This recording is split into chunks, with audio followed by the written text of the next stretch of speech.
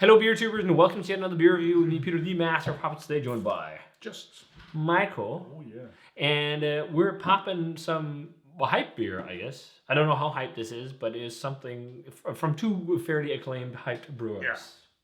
Yeah. We got this one from Nikolai from Why Not Brewing. So thanks a ton to Nikolai for the beer. If you have not checked out Why Not Brewing, you need to. It's hard to get. It's a small local brewery in Aalborg, but I think it's actually the highest rated brewery in Denmark right now. Isn't it? He makes fantastic stouts and IPAs. That's what he mostly makes, but he's really good at it. And he sometimes comes and brews at our brewery for bigger batches. And that's why the Black Pack this year, among others, have been in a larger format. I think a lot more people got the Black Pack this year than last year. But great dude. Thanks to the beer man. Also check out his bar, Basement Beer Bar. This is yes. So this is the Eighth State and Horus 3-dimensional. Eighth State is very well acclaimed. They were at MBCC a few years ago, and they had an amazing barrel-aged imperial stout, and they also had some crazy pastry stouts that were not for me. Too pastry. But a lot of people love it, and that's okay. You drink whatever you want. Horus is similar. I mean, we praise Horus to the sky. Yeah. We love Horus. Was crazy. That was the first experience where we really were blown away by, I guess, Ghost Hawks. Yeah, Ghost Hawks grass by like hazelnut in a beer. And also they were really rich. It's been a while since I've had any Horus, but Kyle makes some very nice beers, and it's going to be fun to try this collab. So it's a 13.5% barley wine, English style, brewed with using 3 different types of malts. And then it's an even ratio, as it said. And then it's been adjuncted. Did you hear that? Adjuncted. Yeah. I love that. It says that, like, okay, an adjunct barley wine, not pastry barley wine. With all kinds of different vanilla beans. So we got Brazilian chamisones vanilla, Tonga vanilla, Mexican vanilla, and Papua New Guinean vanilla beans. So, and I hate vanilla. Okay. No. I love it. I love it too. The thing is with vanilla, it's just like, it's crazy how much difference there is depending on what type it is. Yeah. It's really cool. But yeah, let's check this one out. I mean, it looks crazily thick in the glass. It looks like syrup almost, malt syrup. And totally flat. I mean, there is a little bit of carbonation, and there was a hiss when I popped it, but I really think it's diabetes. I think it's because there's a lot of sugar. I mean, just look at the legs on the glass. Yeah. It looks like caramelly. What is it? 13.5%? Yeah, but you can see it looks sticky. Yeah. I think it's gonna be really sticky. Sticky Nicky.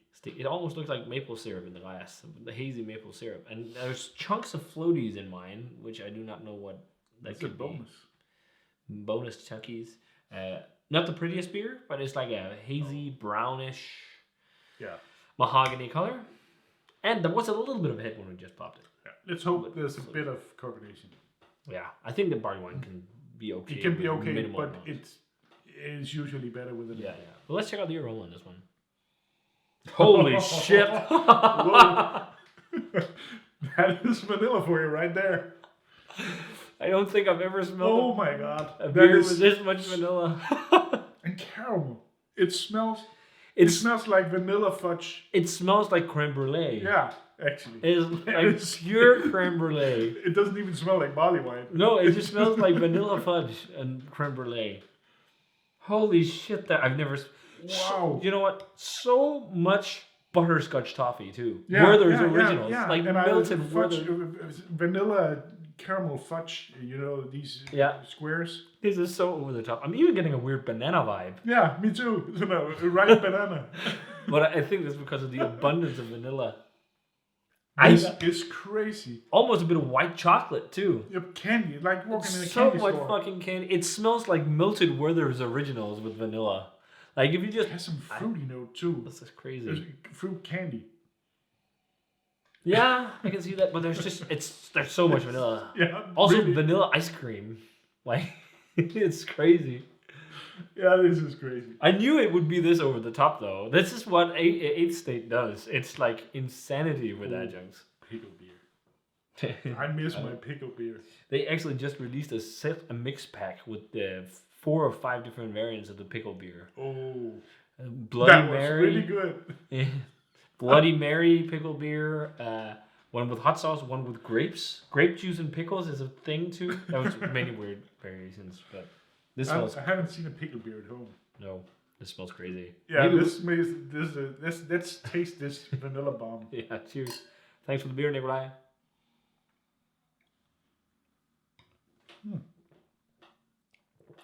Melted Werther's Originals with vanilla, but it tastes more like barley wine. It tastes more, yeah. This is actually quite delicious. It's really nice. It's got carbonation too. Yeah, a bit. There's so much caramel and fudge. But it ends dry. Yeah, it has a slightly drying finish. Caramel on the lips, it tastes like you have had a caramel in your butterscotch. I think the dryness must be alcohol, but also I wonder if vanilla plays in with the. Yeah, perhaps. I mean, the thing is, usually with vanilla, it gives even more perceived sweetness. But this is, I don't want to know how many calories is in this glass. It's probably a lot. I don't think so. You don't think so? I know so. This is crazy good though. It tastes really good. It drinks like barley wine with Werther's Original and vanilla beans galore. Yeah, pretty much. Yeah. But it has some umami too. Yeah, there's a hint of umami, and that must be from some kind of maybe crystal malt. I don't know. Maybe they also just use like Golden Promise, and then Maris Otter, and then some other different like special Chevalier malt, some kind of different base malts to make this, and then just boil it like crazy long. We have some umami salty notes on the side of the tongue. Yeah, I agree. But it's really sticky and oily and rich. Really. But you can taste the barley wine, actually. Yeah. Kind of warming too. But this is extreme beer, and this is like very modern, over-the-top ingredients. I still like these though. But once in a while. Yeah, but I get sick of these types of over-the-top beers quicker nowadays than I did in the past. But I really love this. It's quite warming, actually. Yeah, but I don't think it's too bad. No, it isn't too bad. I would love to see this. I would love to hate on this pastry, barley wine, but it tastes fucking great. It tastes fucking great, I have to say, and the balance is actually quite good because it has that slight umami thing, and it has a little bit of carbonation. Maybe, and you can actually taste the barley wine. Yeah, maybe some of the vanilla beans play in with a little bit of that umami. I was thinking, if you use whole vanilla beans or you only use inside, it's very different. Some brewers talk about using just vanilla caviar. Some use whole beans. Some I think Three Sons said they've tried a few different things and they do not see a difference. But in using like just caviar or split beans or chopped beans, not whole beans, they need to be cut up somehow. Yeah, I talked to this guy I know with the vanilla. Yeah, and he told me that it's. What we, fresh, soft vanilla pots, or what do you call them, isn't that great in food because it doesn't give the taste to the food. You have to dry is better and chop totally up would give more taste. But yeah. But you have to use a lot too. Yeah. And it's also like I think the umami comes from the pods because it seems like sometimes when you have like. Some of these, like if you smell a vanilla bean, like the outside of the bean is slightly like licoricey almost, and it's like so. I think some of the umami must come from whole beans, but I can't remember the last time I had a beer with this much vanilla flavor, and the aroma is just crazy. It's like fucking melted Werther's Original with vanilla custard and like creme brulee and all this craziness. Yeah, but also the type of beer. Normally, if you have a vanilla beer, it's an imperial stout, and this is totally different because it has that caramelly notes from the barley wine too. But this really plays into the modern culture of beer, with everything has to be one-upped, like everything has to be more extreme than the last. And I think that's a culture that is fun, but I think it's also something that.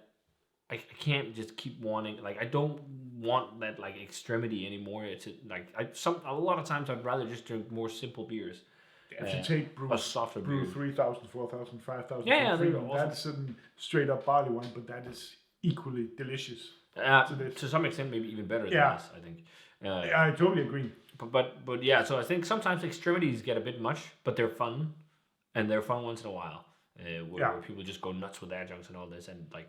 But it just seems like the culture of that has caught on so much in craft beer that people can't accept anything else. Like, people have to have extremities. It has to be crazier than the last thing. It has to be with cocoa nibs and or just so much fruit that it's crazy. Like, and you can. It's funny. I follow the account Pilsnerish on Instagram, and a good point he made up. Like, he just didn't say anything. He just put up untapped averages of old school classics that are great. Like, Orval has a 3.6. Pilsner or Kel, Duvel.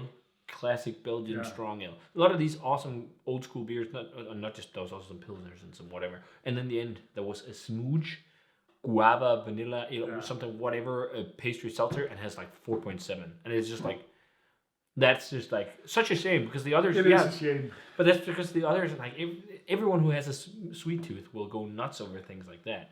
Whereas these other, like, real beery flavored things, it's probably harder to get into. Like, everyone knows that story about getting into beer. Most people had a hard time if they didn't like it from the beginning. Yeah, but when we got into beers, it was either from the Belgian or the British. But nowadays, I think it's different. I think people get into beer by trying these kind of things. Yeah, these sweet dessert things. Yeah, or just like crazy juicy IPAs and like when we were getting into things beer, change. we didn't have that. Yeah. But I revisited also some of the Belgian classics this summer. They're fucking great still. Great beers. Yeah. Really great beers. Yeah. And you need to revisit them once in a while. I think so. There's a reason why those beers are still around. Yeah. You know.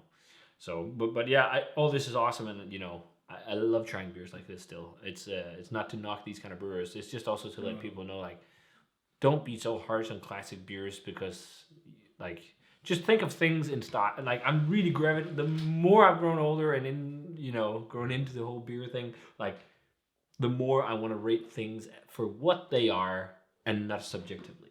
That's why we nowadays say, like, okay, this brown ales might not be my favorite, but for the style, I would probably give this, like, whatever, 95 or something. But personally, I don't like it too much.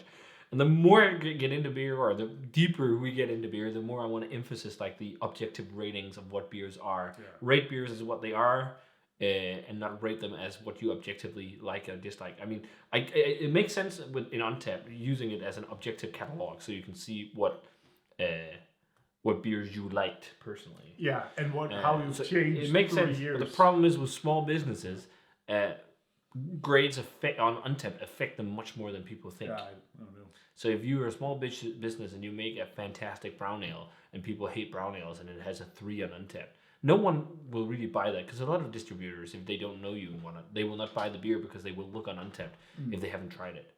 So that's why that culture is also really dangerous to some extent, especially for the producers. Yeah, but I also think it's nice when you try to renew the old styles. Mm-hmm. For example, you talked about the Schwarzbier or the brown ale or some Bock or something. Yeah, when people try are not the most popular kind of beer, and then give it a little modern twist. Yeah, I like that a lot too. Me too. But I think there is a throwback to these things, and you can see it with trends. Like, just look at the breakout brewery of the year in the States, the brewery that won the most medals at the Great American Beer Fest. That was North Park, and it was for West Coast beers, West Coast IPAs mostly. Yeah. So I think some people are getting back to it, and I think it's a lot of the people that got into beer like us at around that time, where we're just getting a little bit filled up with over the top stuff.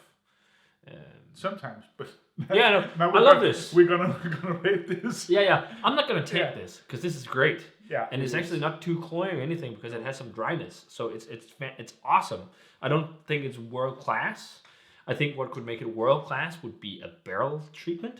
But I'm still going to go like 93.4. It's fucking great barley wine. I think I'm going to go, you say 93.4, I'm going to say 5.6. I think it's world class in its own category. But I really enjoy this. And I have to give it this grade because I think it's actually quite detailed. I think it's awesome. Quite unique. I think just for me to jump up on the world class mark with the 95 would be if it was barrel aged, but I'm sure there's going to be a barrel aged version of this. I mean, this screams like a beer that they took some out, released fresh, and then some in barrels. I mean, it could be barrel aged. I would not imagine anything else. Nope.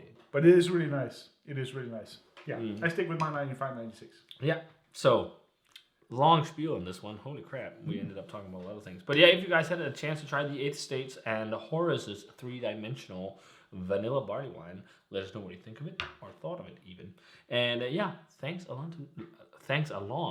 lot to Nikolai for the beer. You will, dude. Check out Basement Beer Bar and Why Not Brewing. And as always, remember to comment, subscribe, check out the Facebook fan page and Twitter and Instagram. Give this video a thumbs up if you enjoyed it. Ring the bell for future notifications about videos. And we're going to say cheers in crazy Werther's original vanilla barley wine. And see you guys in another beer review. Maybe we should do that. Make a barley wine and just like put in kilos and kilos of Werther's original. Yeah, that would sell.